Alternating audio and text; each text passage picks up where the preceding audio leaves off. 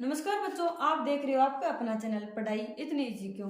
पीछे की क्लास में हमने प्रश्नावली 6.2 को कंप्लीट कर लिया था। आज हम स्टार्ट कर रहे हैं अध्याय 6 की प्रश्नावली 6.2 को।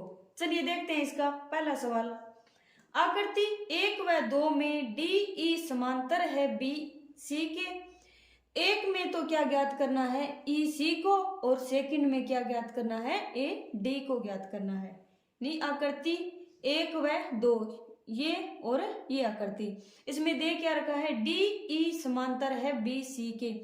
डी ई समांतर है बी सी के और इसमें भी डी ई समांतर है बी सी के।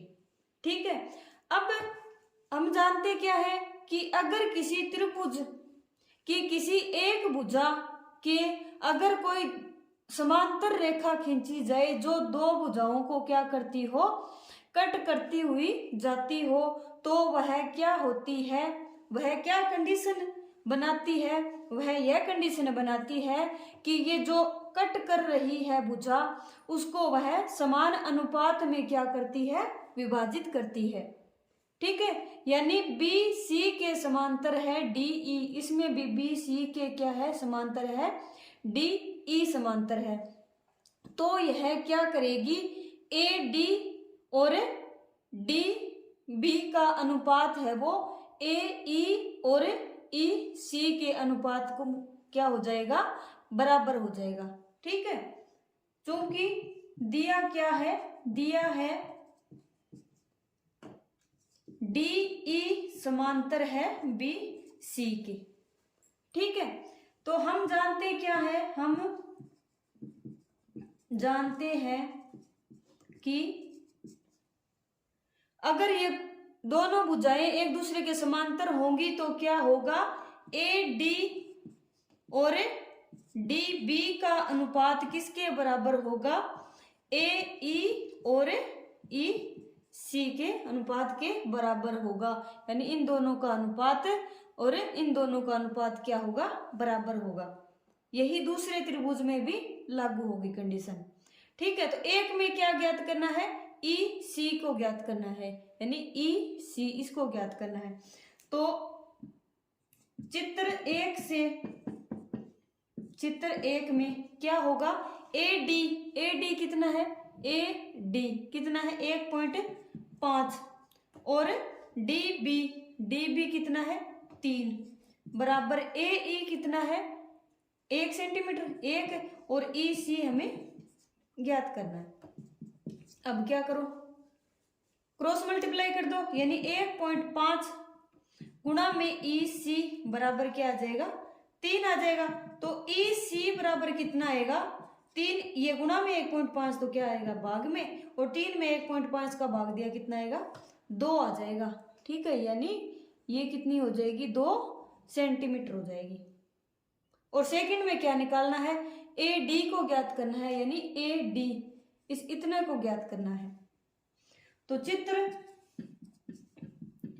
2 में क्या होगा, ए डी का मान क्या है, ज्ञात करना है, ए डी बटे डी बी का मान कितना है 7.2 बराबर ए ई कितना है 1.8 और बटे में ई सी कितना है 5.4। तो ए डी कितना हो जाएगा 1.8 बटे 5.4 और गुणा में कितना आ जाएगा, ये भाग में है तो 7.2 हो जाएगा। पॉइंट से पॉइंट कैंसिल हो जाएगा और 18 3 कितना था 54 और 7.2 में 3 का भाग देंगे कितना आएगा 2.4, यानी 24 3 कितना होता है 72 होता है और पॉइंट का पॉइंट लग गया। और ए डी का मान यानी इसका मान कितना आ गया 2.4 सेंटीमीटर आ गया। ठीक है, दूसरा सवाल, किसी त्रिभुज की भुजाओं पी क्यू और पी आर पर क्रमशः बिंदु ई और एफ हैं। निम्नलिखित में से प्रत्येक स्थिति के लिए बताइए कि क्या ई एफ समांतर है क्यू आर के। सबसे पहले तो क्या करेंगे, हम त्रिभुज पी क्यू आर की हम रचना कर लेंगे। पी और क्यू और आर हो गया। अब क्या दे रखा है, पी क्यू पर कोई बिंदु ई है, पी क्यू पर कोई बिंदु ई मान लेते हैं, ये ई हो गया, और पी आर पर कोई बिंदु एफ है, ये एफ हो गया बिंदु। ठीक है, ये तो बिंदु ई और एफ हो गए। बताना क्या है कि क्या ई एफ यानी ई एफ ये जो रेखा है वो किसके समांतर है, क्यू आर के समांतर है या नहीं है। 3 सवाल दे रखे हैं, इनमें कंडीशन दे रखी है और ये अपने को बताना है। ठीक है, तो पहला क्या है, पीई दे रखा है, पीई का मान कितना दे रखा है 3.9 पीई दे रखा है, और एक ई क्यू और एक क्या दे रखा है ई पी एफ और एक दे रखा है एफ और आर। अगर ये दोनों समांतर होंगी, समांतर होने के लिए कंडीशन क्या होगी कि इस भुजा द्वारा विभाजित भागों का अनुपात क्या होगा, इन दोनों भुजाओं के विभाजित भागों का अनुपात क्या होगा, बराबर होगा, तभी तो ये क्या होंगे समांतर, अन्यथा समांतर नहीं होगी। तो पहला सवाल क्या है, क्या दे रखा है, पीई बराबर कितना दे रखा है 3.9 सेमी और ई क्यू बराबर कितना दे रखा है 3 सेमी और पी एफ बराबर क्या दे रखा है 3.6 सेमी और एफ और आर क्या दे रखा है, एफ आर का मान 2.4 सेमी दे रखा है। ठीक है, तो अगर हमें समांतर सिद्ध करना है तो क्या निकालना पड़ेगा, इनका अनुपात निकालना पड़ेगा। यहाँ पीई अपॉन में ई क्यू बराबर पीई अपॉन ई क्यू यानी इसका और इसका अनुपात कितना 3.9 बटे 3 कितना आएगा 1.3 आ गया। ये इसका अनुपात तो 1.3 अपॉन 1 आ गया, और इसका निकाल लेते हैं, यानी तथा P F upon F R, P F का मान 3.6 और एफ आर का मान 2.4, दशमलव से दशमलव कैंसिल हो जाएगी और किसका जाएगा भाग 12 का जाएगा, 12 3 36 और 12 2 24। क्या दोनों का अनुपात बराबर है, चूंकि P E upon E Q बराबर नहीं है P F upon F R के, अतः ई एफ और क्यू आर समांतर नहीं है। ठीक है, दूसरे सवाल में क्या है, पीई बराबर कितना है 4 सेमी और क्यूई बराबर कितना है 4.5 सेमी और पी एफ कितना है 8 सेमी और आर एफ कितना है 9 सेमी। ठीक है, यानी इनका मान दे रखा है। निकालना क्या है, हमें समांतर सिद्ध करना है कि है या नहीं, तो निकालेंगे क्या, विभाजित भागों का अनुपात निकालेंगे। पीई अपॉन यहाँ पीई अपॉन क्यूई बराबर कितना है 4/4.5, ये आगे कट नहीं होंगे, तथा पी एफ अपॉन में एफ आर या आर एक ही बात है 8/9, तो 2 से कट हो जाएगा 4/4.5, ये दोनों क्या आ रहे हैं अनुपात बराबर आ रहे हैं, चूंकि P E upon Q E बराबर है पी एफ अपॉन में एफ आर, अतः ई एफ है वो समांतर है क्यू आर के। तीसरे सवाल में क्या दे रखा है, पी क्यू यानी पी क्यू पूरे का मान दे रखा है और पी आर इस पूरी भुजा का मान दे रखा है, और एक तो दे रखा है पीई और एक दे रखा है पी एफ, पीई और पी एफ।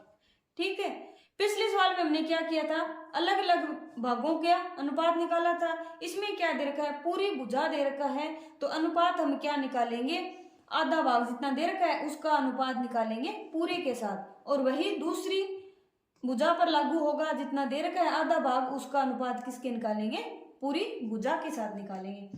क्योंकि दे क्या रखा है, दिया है पी क्यू बराबर क्या दे रखा है 1.28 सेमी और पी आर बराबर कितना है 2.56 सेमी और पी ई बराबर कितना दे रखा है 0.18 सेमी और पी एफ बराबर कितना दे रखा है 0.36 सेमी। ठीक है, समांतर बताने के लिए क्या करेंगे, इनका अनुपात निकालेंगे।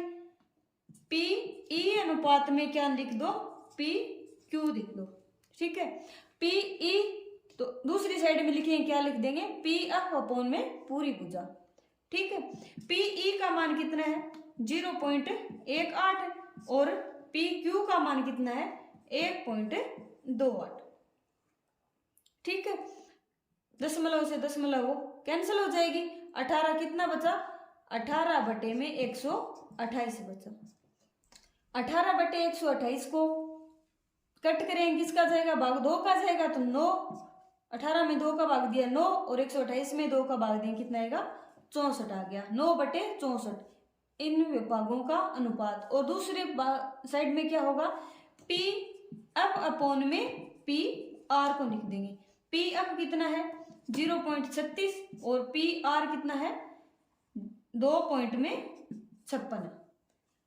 फिर से पॉइंट से पॉइंट कैंसिल, कितना बचा 36 बटे 256 आ गया, ठीक है। अब 36 और 256 को कट करेंगे, 9 बटे 64 अनुपात आ गया इनका और 9 बटे 64 इनका आ गया। इसका मतलब क्या हुआ, चूंकि पी ई अपॉन में पी क्यू बराबर है पी एफ अपॉन में पी आर, अतः क्या होगा, ई एफ है वो समांतर होगा क्यू आर के, ठीक है।